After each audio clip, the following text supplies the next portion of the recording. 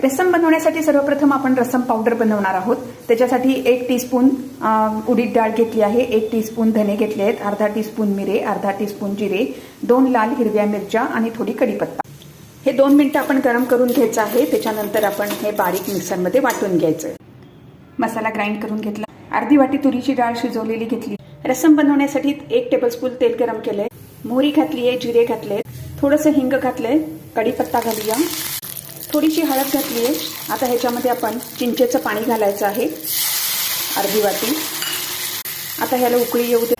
थोडासा टोमॅटो टाकला आहे, तो पण शिजूया। त्याच्यानंतर 2 वाट्या आपण पाणी घातलेलं आहे, याला उकळी येऊ दे। ह्याच्यामध्ये रस्सम पावडर आणि मीठ घालायचं, थोडीशी लाल मिरची पावडर घातली। आता ह्यामध्ये तुरीची शिजलेली डाळ घालू। डाळ घातली आहे, चांगली उकळी येऊ दे। थोडासा गूळ घालूया आणि कोथिंबीर घालूया। रस्सम झालं आहे, विस्त बंद करूया। हे बघा, आपली ही रस्सम आणि वडा इतका